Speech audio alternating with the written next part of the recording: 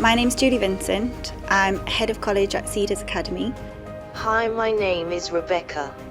I work at Cedars Academy in Lowfell Gateshead. Rebecca's just remarkable, really. Like she gets on with everybody. She's very hardworking, very inspiring, very able to adapt to any situation, but above all else determined. I have worked at Cedars for 3 years as both an apprentice and now as a permanent member of staff. Physically, it's very demanding for her. So things that might take you or I a short amount of time takes Rebecca significantly longer, but she never gives up. She doesn't like to be helped. She wants to do things herself, and that's one of the sort of admirable qualities about her, really. She doesn't give up. I enjoy learning because I like to experience new things and am keen to discover what can help me fulfill my role as a community activator. 3 words that I would use to describe Rebecca: determined, adaptable, and admirable.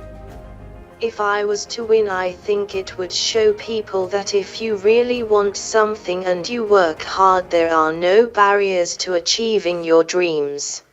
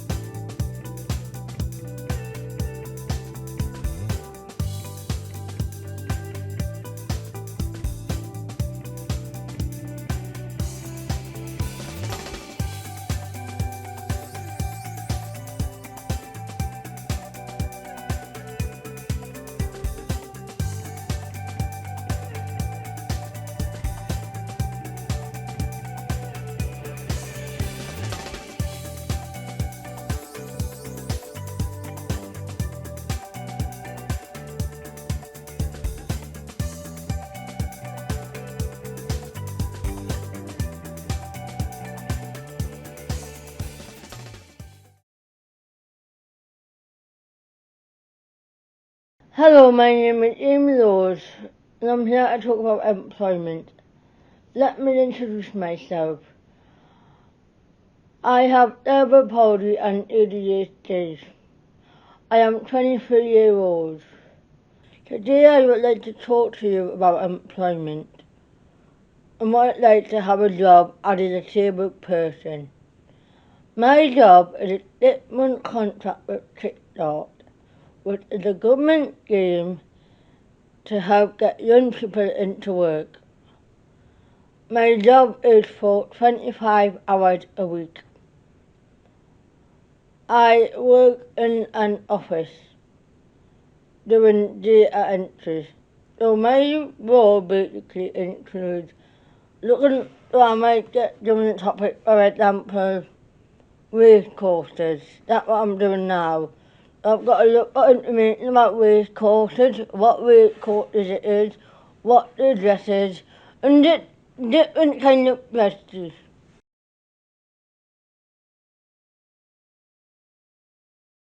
Well, when I was younger, I didn't even know unemployment existed, really, until I hit secondary school age.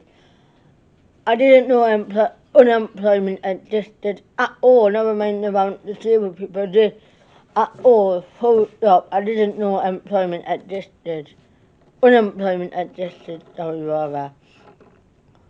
So, obviously, when I was 5, I was going to leave school and get a job.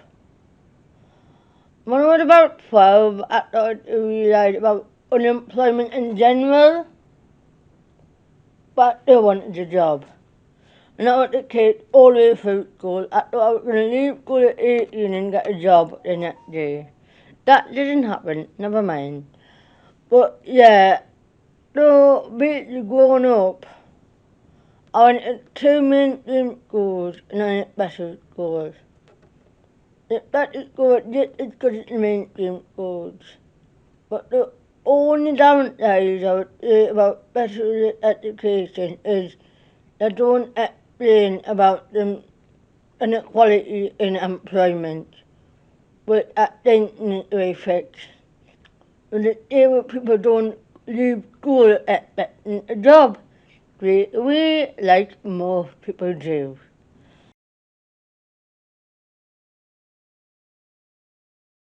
Then it has been a lot harder for me to get a job. For one, my disability is clearly visible, there's no denying it.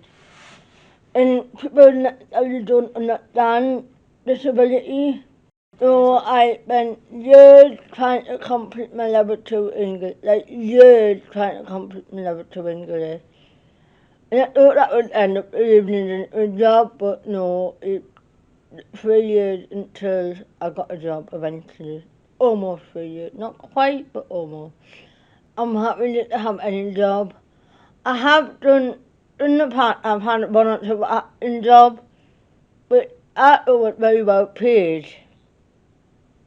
But in reality, you maybe get one or two jobs a year, so therefore they're not as well paid as what you think they are, and they'll have to heavily rely on benefits. But outside of about a year again acting, then I realised it's probably worthwhile looking for a normal job, whatever a normal job is. So working in the office, I'm like everybody else. I don't have any barriers because I'm sat down. But I do have barriers with concentration. But physically I don't have any barriers because I'm sat on a chair like everybody else. And it's a good job. Ideally, I think employers should actively employ disabled people. You have enormous benefits to employing a disabled person. Firstly, they will appreciate the job a whole lot more.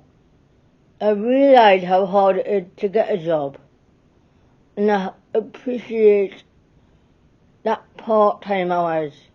I appreciate the fact that they've got a job, appreciate the fact it's not feel incredibly privileged, that feel like they're in a position of privilege, because they probably have lost a lot of friends without a job.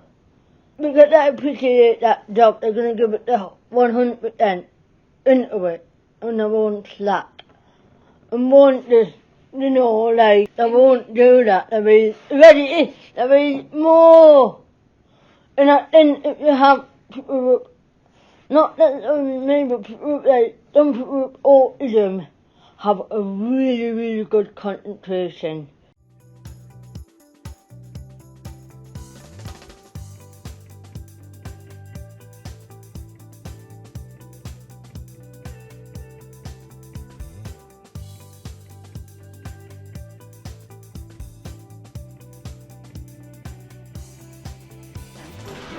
My name is Paul Wilkinson and I'm 28 and I work at IKEA.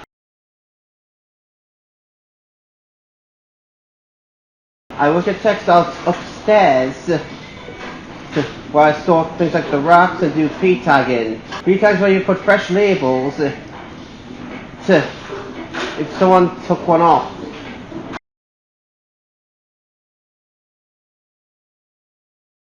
Loose hands where you bring a trolley of what originally belongs to your department from downstairs to upstairs.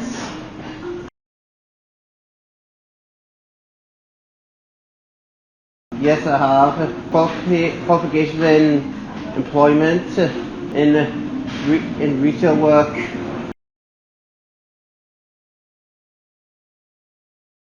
That I get to work and to occupy myself and to get to know my own colleagues.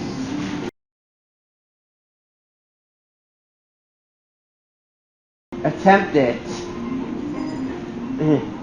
and it'll change and make a new self out of you.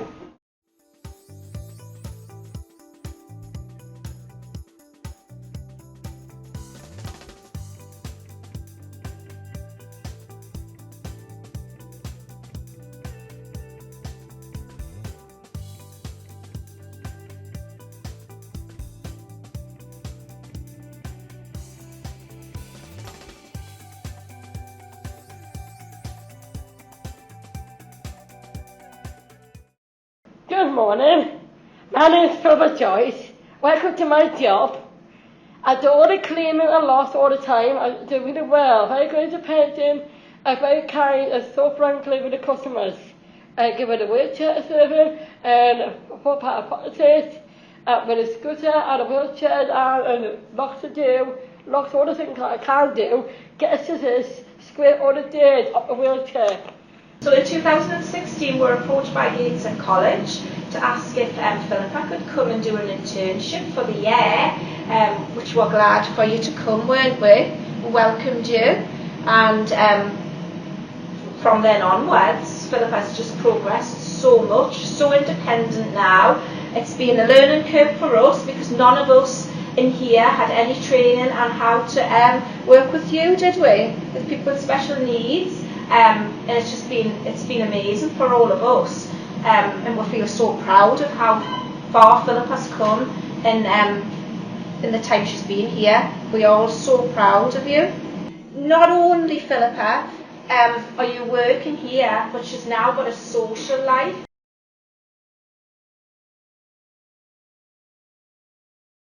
I would say it's the most rewarding thing you can possibly do.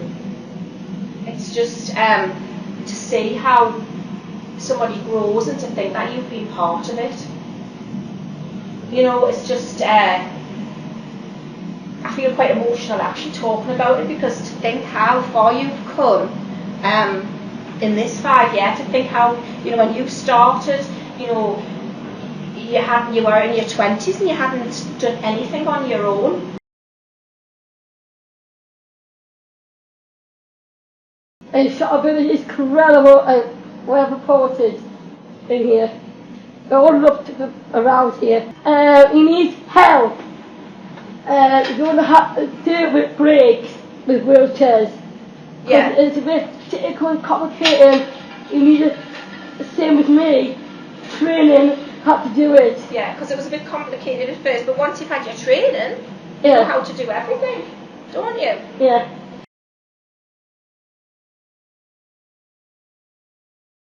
Philippa and I were asked to attend an event to talk about the opportunity for Philippa to participate in an internship and independent travel training programme. I was unsure how this would work for Philippa and came home feeling very concerned about it all. I talked to the family about my concerns and they all agreed that it seemed a huge undertaking for Philippa, the main concern being the travel training. However, after meeting Kathleen McIntyre, supported employment worker, and the travel trainer, and hearing how the programme worked and that Philippa would be closely monitored, we decided to give it a try.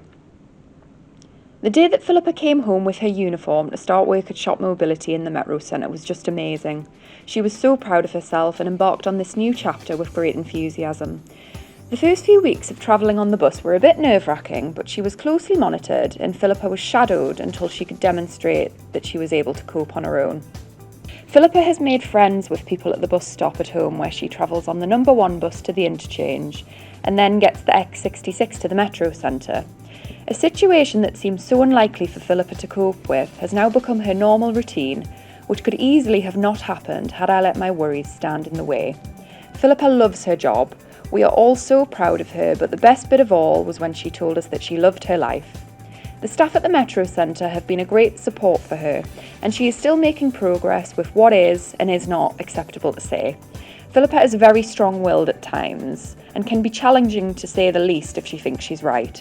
I picked her up from work one day, and whilst I was waiting, a customer came in and asked me about my recent holiday. She recognised me from the photos Philippa had shown her. Philippa has been so fortunate to have been welcomed into a great team of staff who include her in their social events and keep in touch with her by text. She has attended meals out for leaving parties and other celebrations and has been involved in the training of new staff. It's a huge bonus that in addition to a wonderful job, Philippa has also made lots of great friends. I am so pleased we did not dismiss this opportunity for Philippa, which I very nearly did. I can only say that if anyone else is in the position we were in, to really think about taking this chance. By breaking down the process into manageable chunks, rather than looking at the big picture, anything is possible. Philippa has proven that to us, and I would like to thank all of those people who have supported her on this journey as she continues to make progress and learn new things from each new day.